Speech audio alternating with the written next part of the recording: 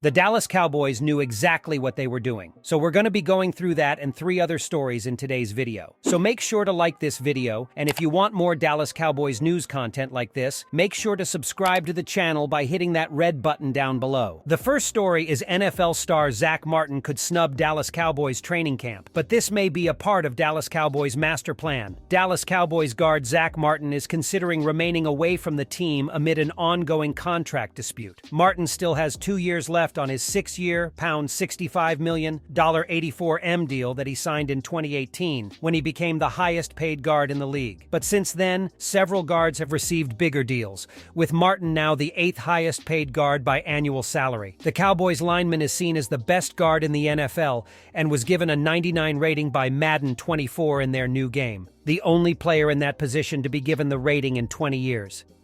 ESPN was first to report that Martin is contemplating remaining away from the team, with potentially further action to follow if the Cowboys do not open talks. The Cowboys do have the cap space available to extend Martin, but will also have to consider their options elsewhere on the roster, with both superstar pass rusher Micah Parsons, wide receiver CeeDee Lamb, and cornerback Trayvon Diggs still on their rookie deals and in line for huge extensions in the next 2 years. ESPN reported that Martin believes himself to be woefully underpaid relative to the market and is considering a training camp holdout. Atlanta Falcons guard Chris Lindstrom is the top-paid guard in the league, who will make $20 million, pound 15 EM this year, along with Indianapolis Colts Quentin Nelson making just less. Lindstrom allowed 2 sacks last year, while Nelson gave up 5. Martin gave up 0 and has only given up 3 in the last 4 seasons.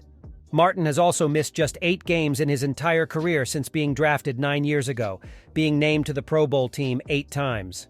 Martin being away from the team could be devastating to the Cowboys season, with their offensive line being a huge strength in recent years because of Martin's dominance. The team have already lost key players on the line in recent years, including starting right tackle La'el Collins, guard Connor Williams, and center Travis Frederick. Should Martin not show up to training camp, beginning on July 25th, the Cowboys have the right to fine him for each day he misses practice, taking away from his $13 million, pound 10M, he's set to make in 2023. The Dallas Cowboys and Tony Pollard failed to beat the 3 p.m. Monday deadline to ink a long-term deal, so Pro Bowl running back is locked into his 1-year franchise tag, $10 million contract. As of Sunday night, there was no movement in negotiations. And while the two sides touched base over the course of the offseason, we don't believe Dallas made any grand overtures toward sealing up Pollard 26 with a huge long-term deal. There has always been a real possibility that Monday would come and go without a bigger payday for Pollard. But at the same time, while some view the tag and the salary as a weapon, Pollard's salary, it could be argued, is quite representative in an NFL where, say, Devin Singletary moves from Buffalo to Houston to make $2.6 million APY. This is no insult and this is no punishment. The $10 million is a bonanza of sorts, and Pollard will now be a free agent a year from now. If he's worth more than $10 million APY, he will prove it in 2024. So while other players like Saquon Barkley of the Giants fight off franchise tags, Pollard is still in a comfortable spot as he theoretically bets on himself for the future. We've been told that the leg injury sustained in the playoffs is a non-issue, and that he plans on working when Dallas reports to camp in Oxnard late this month. The second story is Dallas Cowboys have top contract extension priorities entering training camp. The franchise tag contract extension deadline came and went without the Dallas Cowboys inking Tony Pollard to a multi-year deal. In a vacuum, it's a move that's frustrating. They finally are giving the keys to Pollard in the backfield after releasing Ezekiel Elliott and getting out of his burdensome contract. But roster moves don't happen in a vacuum. Every decision feeds into another, and it's important to keep the books balanced. When you zoom out on the Cowboys roster and see who else will be due for contract extensions soon, it makes a lot of sense that Dallas wasn't willing to hand out a big contract to Pollard. For now, the Cowboys will have to let him play out the season on his 1-year, $10.1 million contract. Because there are more important pieces to the Cowboys' puzzle who they should be focused on extending than their star running back. One of the top players is CeeDee Lamb. While the running back market has become stagnant across the league, wide receiver contracts have only been getting bigger. This year's free agent cycle saw that slow a little bit, but last year, things exploded. Tyreek Hill set a new bar with a contract that paid out $30 million in annual average value. 11 receivers signed an extension that paid them $20 million a year or more. The market might get reset again when Justin Jefferson and the Minnesota Vikings get a new deal done. Jefferson has been as prolific statistically as other veterans who are at the top of the market, but he's only 24 years old. Lamb shouldn't command quite as much money as Jefferson. Lamb has made the Pro Bowl twice, but Jefferson is an all-pro who had over 1,800 receiving yards. Still, it's better for the Cowboys to get a new contract done with Lamb before the Vikings get theirs done with Jefferson.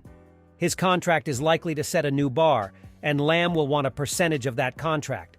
Lamb has taken over the responsibility of being the Cowboys' #1 wide receiver. There's a reason the rate is going up for those kinds of players. Without him, the Cowboys' passing attack doesn't pack nearly the same punch. Another player is Dak Prescott. There's a major caveat to signing Dak Prescott to an extension that makes CeeDee Lamb a little more important.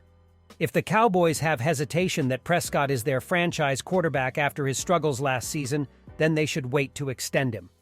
Ultimately, it might cost them a little more. The third story is Dez Bryant calls out Jerry Jones's Cowboys for not trying to be fair over contract talks with Trayvon Diggs. Much has been made about Stefon Diggs and his situation in Buffalo, but his younger brother, Dallas Cowboys cornerback Trayvon Diggs, apparently may also become unhappy with his own team.